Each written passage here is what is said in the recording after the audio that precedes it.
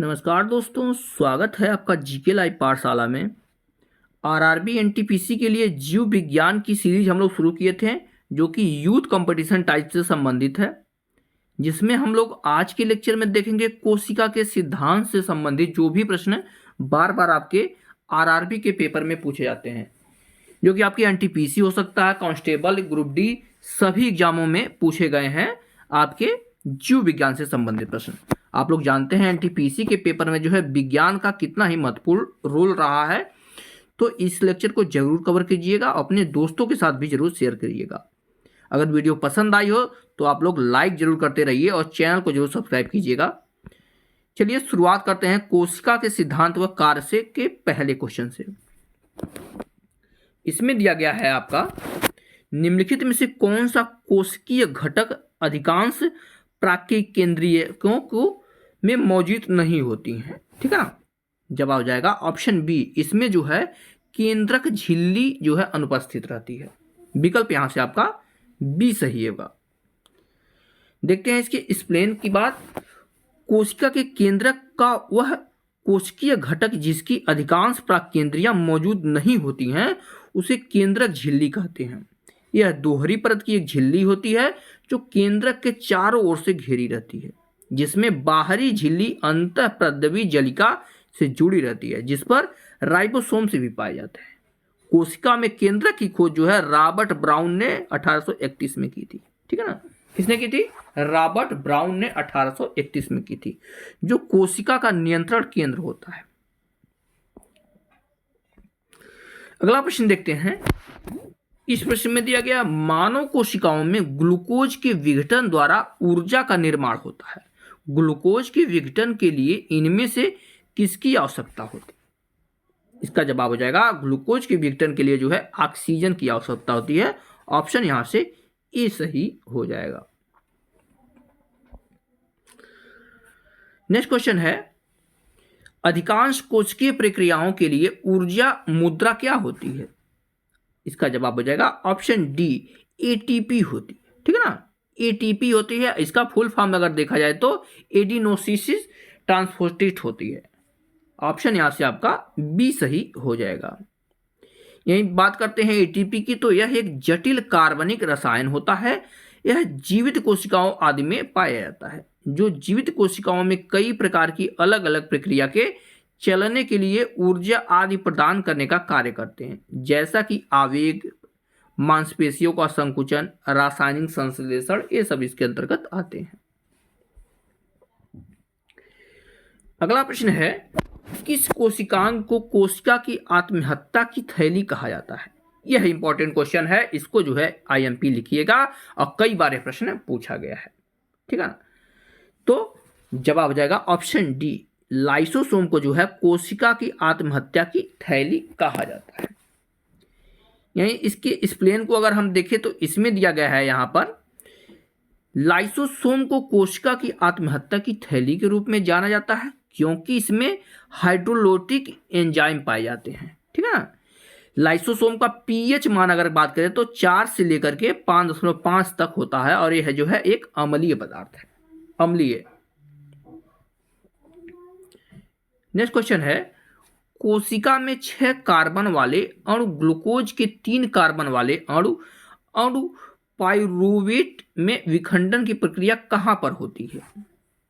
जवाब हो जाएगा ऑप्शन ए, यह जो है कोशिका द्रव्य में होती है।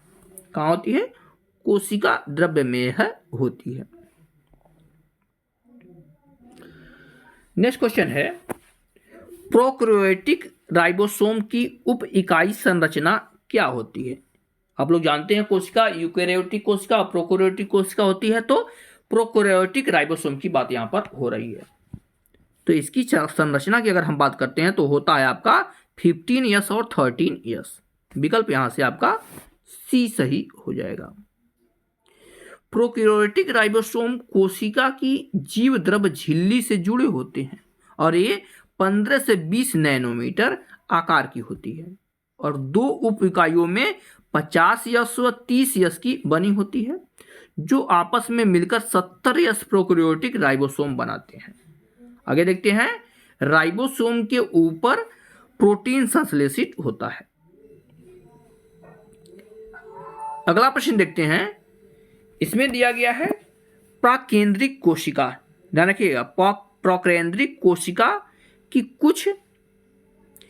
कुछ जो है विशेषताओं का उल्लेख नीचे किया गया है। दिए गए विकल्पों में से गलत विकल्प का चयन करें। इसका जवाब हो जाएगा ऑप्शन ए, झिल्लीबद्ध कोशिकाओं की मौजूदगी इसमें नहीं होती है। ठीक है ना, यह जो है आपका गलत ऑप्शन दिया गया है। अगला प्रश्न है, जब एटीपी में टर्मिनल फॉस्फेट लिंकेज को जल के उपयोग द्वारा तोड़ा जाता है तो कितनी ऊर्जा मुक्त होती है? इसका जवाब हो जाएगा आपका ऑप्शन नंबर सी, 3.5 के मोल होती है। ऑप्शन यहां से आपका सी सही हो जाएगा।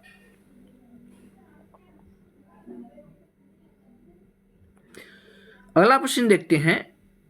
इसमें दिया गया है, कौन सा कोशिकांग विषाक्त पदार्थों और औषधियों के जहरीले प्रभाव को खत्म कर देता है? इसका जवाब है ऑप्शन ए, अंतःद्रव्यी जलिका जो है खत्म कर देता है।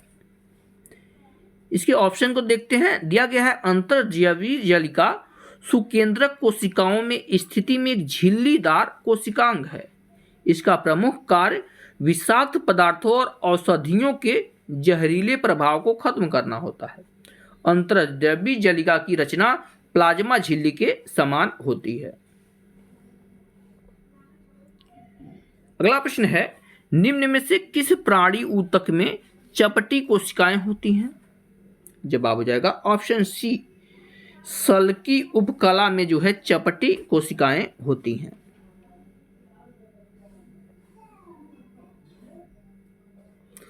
अगला प्रश्न है, निम्न में से कौन सा कथन गलत है?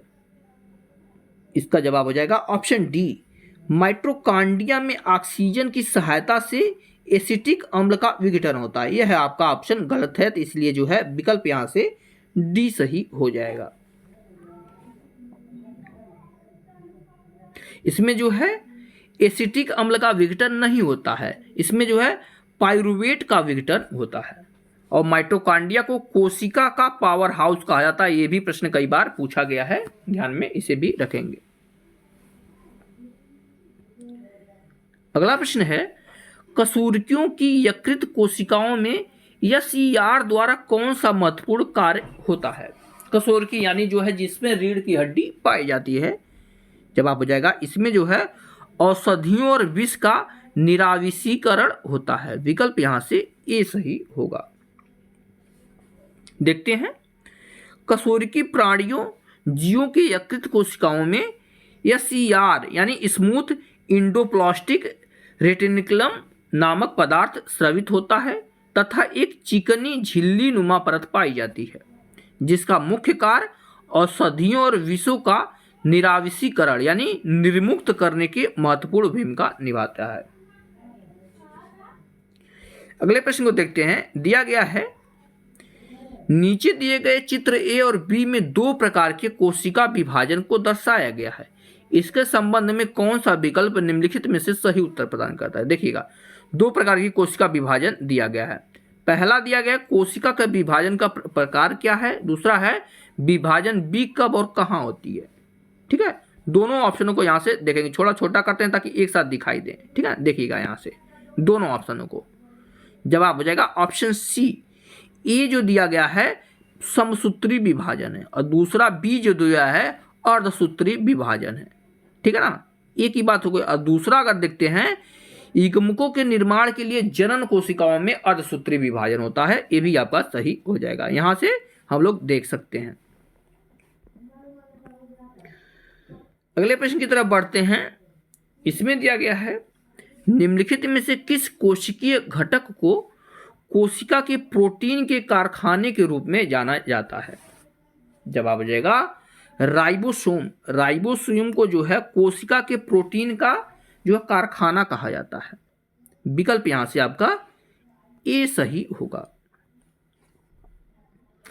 यही राइबोसोम की बात करते हैं तो राइबोसोम आरएनए और प्रोटीन दोनों से बनी होती है। एक अंतःकोशिकीय संरचना है और यह कोशिका में प्रोटीन संश्लेषण का स्थान है, यानी प्रोटीन संश्लेषण का कार्य करती है।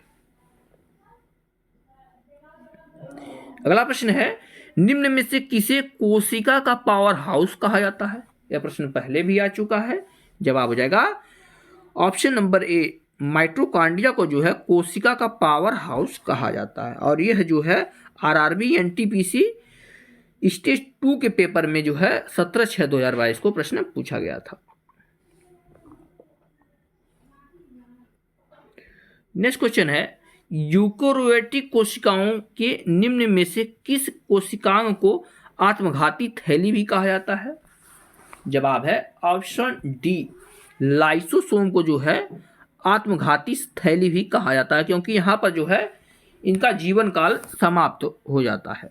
अब इसके बारे में अगर देखा जाता तो यह एक झिल्ली आबंध कोशिकांग है जिसे प्रचुर मात्रा में अम्लीय हाइड्रोलिसिस एंजाइम पाए जाते हैं जो सभी प्रकार के जैविक बहुलक यानी हाइड्रोडेट, प्रोटीन, लिपिड और न्यूक्लिक अम्लों का पाचन करता है। यह प्रोकैरियोटिक कोशिका और परिपक्व आरबीसी को छोड़कर अन्य सभी कोशिकाओं में पाया जाता है। यह प्रद्रव्य जलिका द्वारा बना होता है।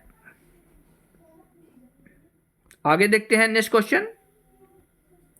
दिया गया है, निम्नलिखित में से किस कोशिकाओं को कोशिका की आत्मघाती थैली के रूप में जाना जाता है? वही प्रश्न फिर से आ गया। जवाब हो जाएगा लाइसोसोम। लाइसोसोम को जो है कोशिका की आत्महत्या की थैली कहा जाता है। अगला प्रश्न है, स्लाइडेन, ध्यान रखिएगा ये इंपॉर्टेंट नाम है, स्लाइडेन और स्वान द्वारा दिया गया कोशिका का सिद्धांत निम्नलिखित में से किन जीवों पर लागू नहीं होता है? जवाब हो जाएगा यह जो है विषाणुओं पर लागू नहीं होता है। किस पर? विषाणुओं पर, यानी वायरस पर जो है लागू नहीं होता है।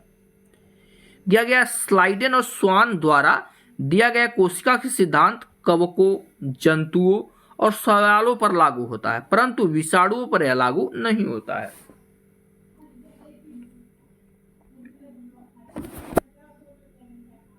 आगे देखते हैं, रॉबर्ट हुक, जिन्होंने जो है कोशिका की खोज की थी, द्वारा कोशिका की खोज किस प्रकार से की गई थी?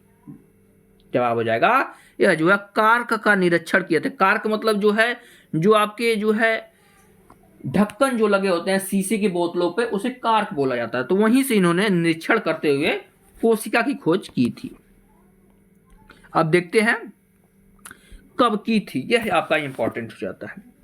कोशिका की खोज रॉबर्ट हुक द्वारा 1665 में, कई बार यह प्रश्न पूछा गया है, में किया गया था।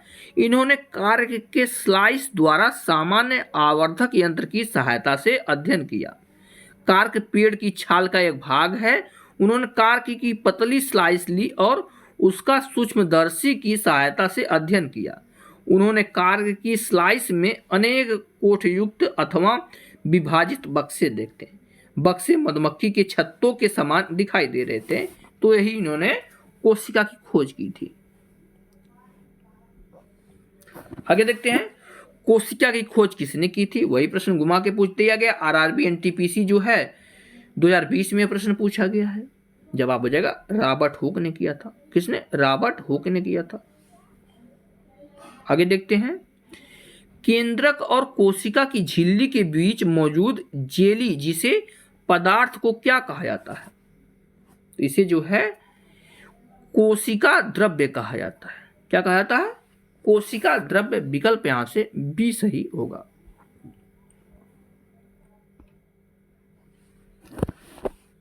नेक्स्ट क्वेश्चन, केंद्रक और कोशिका झिल्ली के बीच भरे हुए जेली जैसे पदार्थ को क्या कहते हैं? वही प्रश्न घुमा के पूछ लिया गया, या जो है एनटीपीसी 2021 में प्रश्न पूछा गया है। जवाब हो जाएगा इसे जो है साइटोप्लाज्मा कहते हैं। क्या कहते हैं? साइटोप्लाज्मा।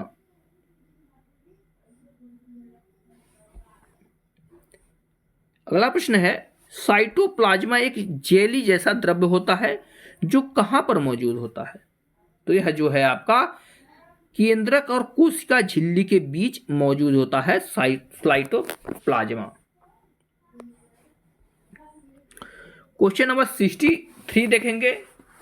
इसमें दिया गया है, पानी की कमी के कारण कोशिका के संकुचित होकर कोशिका भित्त से अलग होने की प्रक्रिया को क्या कहा जाता है?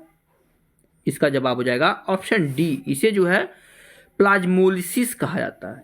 विकल्प यहां से डी सही हो जाएगा। नेक्स्ट क्वेश्चन, इसमें से क्या है जो कोशिका के पावर हाउस के रूप में जाना जाता है? यह प्रश्न पीछे हम लोग देख कर आ रहे हैं। जवाब हो जाएगा माइटोकॉन्ड्रिया को जो है कोशिका का पावर हाउस कहा जाता है।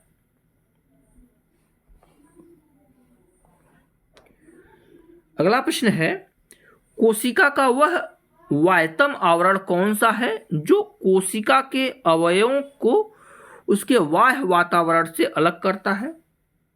जवाब है ऑप्शन ए, यह जो है प्लाज्मा झिल्ली है जो बाह्य वातावरण से अलग करता है।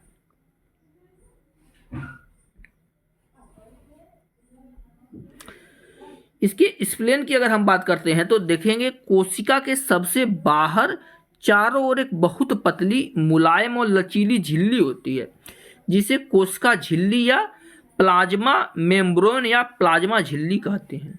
यह झिल्ली जीवित एवं अर्धपारगम्य होती है। यह कोशिका के अवयवों को उसके बाह्य वातावरण से अलग करती है। कोशिका झिल्ली लिपिड और प्रोटीन की बनी होती है। यह भिन्न भिन्न प्रकार के अणुओं के बाहर निकलने एवं अंदर आने में नियंत्रण करती है। नेक्स्ट क्वेश्चन है, इक्वेटोरियम प्लेट पर कोशिका के केंद्र में गुणसूत्रों का संरेखण माइटोसिस के किस चरण का गठन करता है? इसका जवाब है ऑप्शन सी, मेटाफेज के जो है गठन करता है, यानी मेटाफेज का गठन करता है। अगला प्रश्न, स्वतंत्र अस्तित्व के सक्षम जीव की सबसे छोटी इकाई क्या होती है? तो जीव की सबसे छोटी इकाई जो है कोशिका होती है। विकल्प यहां से ए सही होगा।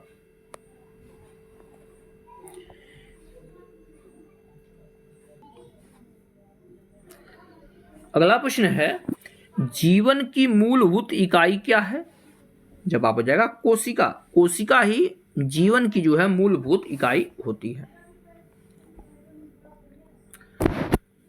अगले प्रश्न में आएंगे, इसमें दिया गया है पुटिकाओं में प्रोटीन और लिपिड के परिवहन, संशोधन और पैकेजिंग के लिए निम्नलिखित में से कौन सा कोशिकांग उत्तरदायी होता है? तो यह जो है गाल्जी का या गाल्जी बॉडी इसे बोला जाता है, यह उत्तरदायी होता है। देखेंगे इसके एक्सप्लेन को। पुटिकाओं में प्रोटीन और लिपिड के परिवहन, संशोधन और पैकेजिंग के लिए गाल्जी काय नामक कोशिकांग उत्तरदायी होता है। यह कोशिका के अंदर स्रावित पदार्थों को संग्रह व परिवहन में सहायक होता है, यानी इधर से उधर ले जाता है। अगला प्रश्न है, निम्न में से कौन सी झिल्ली संयोजित थैली पाचक एंजाइमों से भरी होती है? जवाब हो जाएगा ऑप्शन सी, लाइसोसोम जो है यह पाचक एंजाइमों से भरी होती है। यही देखते हैं लाइसोसोम की अगर हम बात करते हैं तो लाइसोसोम की खोज जो है डी डुवे, ध्यान रखिएगा कोशिका से संबंधित सब अलग अलग चीजें जो है अलग अलग वैज्ञानिकों ने खोजी थी। तो यही लाइसोसोम्स की अगर हम बात करते हैं तो इसकी खोज जो है डी डुवे ने 1955 में की थी। यह जो है अधिकतर जंतु कोशिकाओं में मुख्य रूप से एंजाइम अभिक्रियाएं करने वाली कोशिकाओं जैसे अग्नाशय हो गया, यकृत हो गया, मस्तिष्क हो गया, गुर्दे आदि में पाए जाते हैं। लाइसोसोम सूक्ष्म गोल इकहरी झिल्ली से घिरी तथा पाचक एंजाइमों से भरी एक थैली है जैसी संरचना होती है।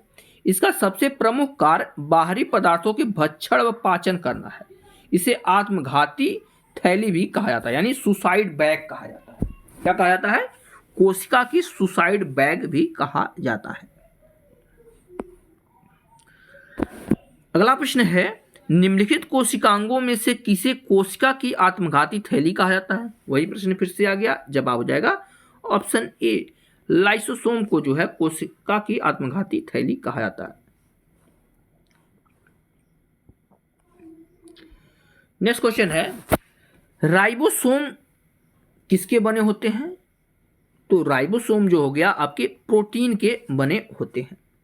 और राइबोसोम के बारे में देखें तो राइबोसोम एक जटिल संरचना है जो सभी जीवित कोशिकाओं में पाए जाते हैं। यह अंतःप्रद्रवी जलिका से जुड़े रहते हैं। यह हरित लवक, केंद्रक एवं माइटोकॉन्ड्रिया में भी पाए जाते हैं। राइबोसोम प्रोटीन संश्लेषण नामक प्रक्रिया में एमिनो एसिड से प्रोटीन बनाते हैं। यानी जो है शरीर में एमिनो एसिड को प्रोटीन में बदलने का काम यह करते हैं। अगला प्रश्न है, प्रोटोप्लाज्म शब्द किसने गढ़ा?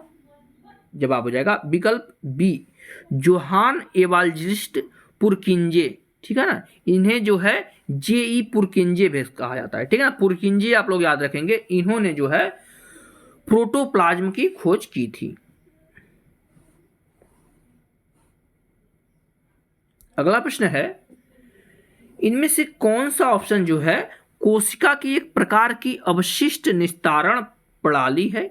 वे किसी भी बाह्य सामग्री के साथ साथ खराब हो चुके कोशिकांगों को पचाकर कोशिका को साफ करने में मदद करता है। तो यह जो है लाइसोसोम है जो कोशिका को साफ करने में मदद करता है। विकल्प बी सही होगा। नेक्स्ट क्वेश्चन की तरफ बढ़ते हैं। इसमें दिया गया है, किस कोशिकांग को कोशिका का मास्टर कहा जाता है? जवाब हो जाएगा नाभिक को।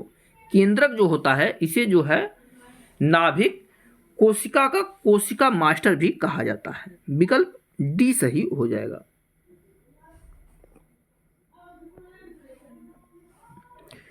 अगला प्रश्न है, किसी कोशिका में मौजूद सबसे बड़ा कोशिकांग कौन सा है? जवाब हो जाएगा नाभिक। कोशिका में सबसे बड़ा कोशिकांग जो है नाभिक ही होता है और यह जो है कोशिका की क्रियाकलापों पर हमेशा नियंत्रण रखता है। अगला प्रश्न है, निम्नलिखित में से किस कोशिकांग को कोशिका का प्रोटीन कारखाना कहा जाता है, यानी प्रोटीन फैक्ट्री कहा जाता है? जवाब है राइबोसोम को जो है कोशिका का प्रोटीन की फैक्ट्री कहा जाता है। राइबोसोम सजीव कोशिका के कोशिका द्रव्य में स्थित बहुत ही सूक्ष्म कण है जिनकी प्रोटीन के संश्लेषण में महत्वपूर्ण भूमिका है, इसलिए इसे कोशिका की प्रोटीन फैक्ट्री कहा जाता है। अगला प्रश्न है, निम्नलिखित में से कौन सा कोशिकांग केवल पशु कोशिकाओं में पाए जाते हैं?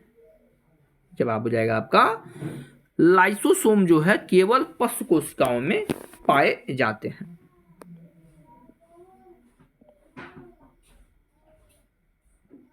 अगले प्रश्न की तरफ बढ़ते हैं।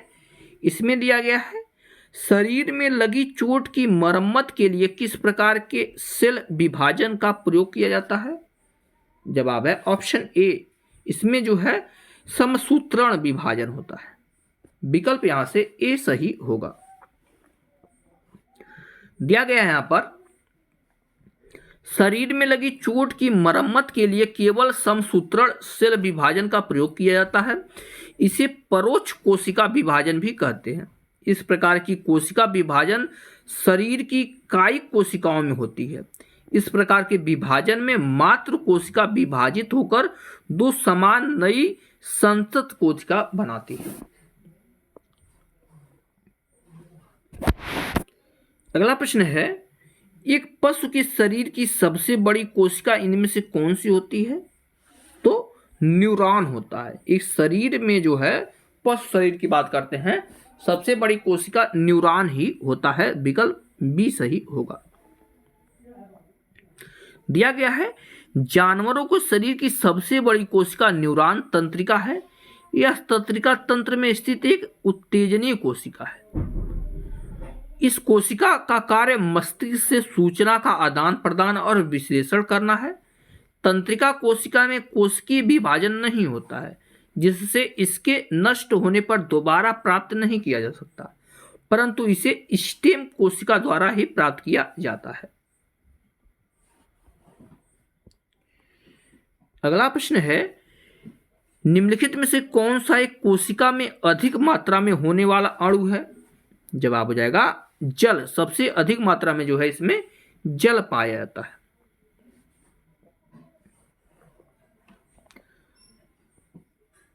यही देख लेते हैं, कोशिका संरचना की बात करते हैं तो इसमें जो है केंद्रक व केंद्रिका होता है, जीव द्रव्य होता है, गाल्जी काय होता है, कड़ा भूसूत्र होता है, अंतर्द्रव्यी जलिका होती है, गुणसूत्र होते हैं, राइबोसोम और सेंट्रोसोम होते हैं, लवक होते हैं।